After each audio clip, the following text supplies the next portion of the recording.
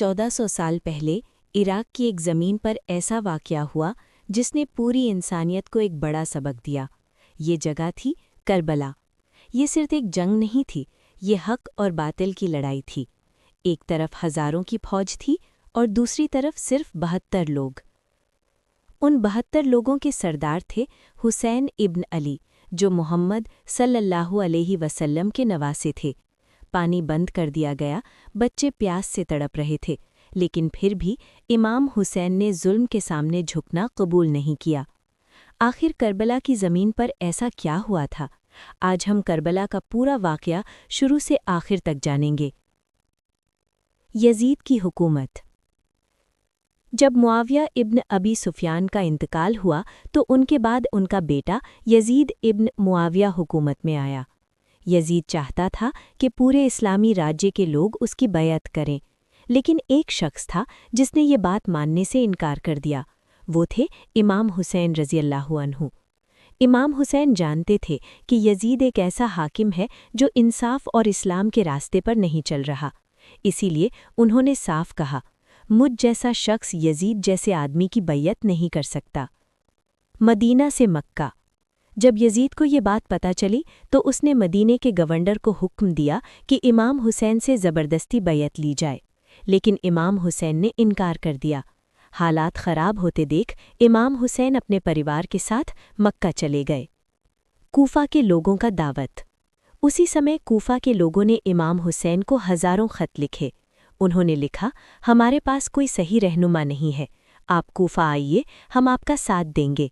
इमाम हुसैन ने पहले अपने कज़िन मुस्लिम बिन अकील को कूफा भेजा। मुस्लिम बिन अकील की शहादत। जब मुस्लिम बिन अकील कूफा पहुंचे तो हज़ारों लोगों ने उनका साथ देने का वादा किया, लेकिन जब यजीद का गवर्नर उबैदुल्लाह इब्न ज़ियाद वहां पहुंचा तो उसने लोगों को डराना शुरू कर दिया।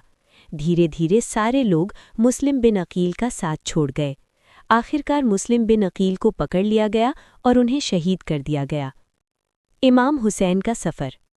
इमाम हुसैन मक्का से कूफा की तरफ रवाना हो चुके थे, लेकिन रास्ते में उन्हें खबर मिली कि मुस्लिम बिन अकील शहीद हो चुके हैं।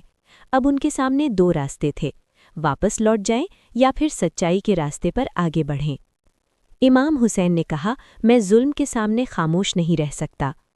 करबला में क़याम।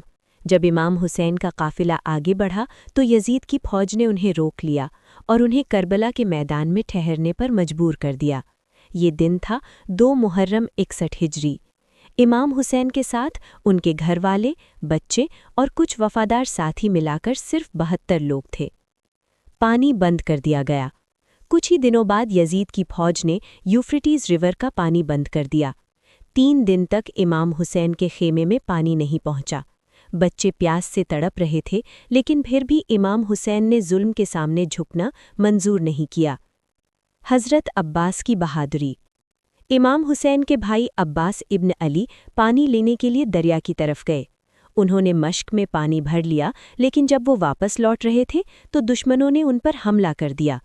बहादुरी से लड़ते हुए हज़रत अब्बास भी शहीद हो गए। अली असगर का दिल तोड़ने वाला वाक़या।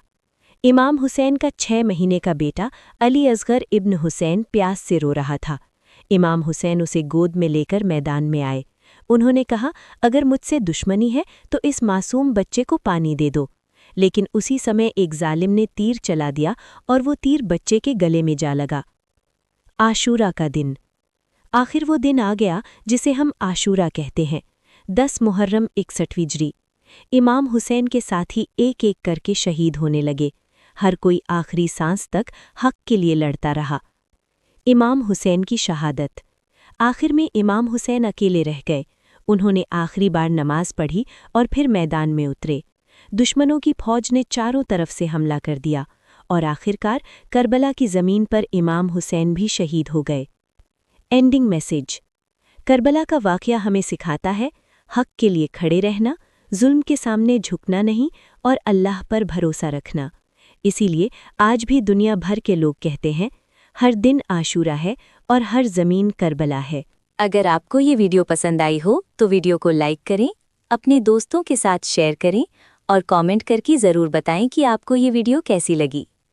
और चैनल को सब्सक्राइब करना ना भूलें تاکہ آپ تک ہماری ہر نئی ویڈیو سب سے پہلے پہنچ سکے۔ جزاک اللہ خیر۔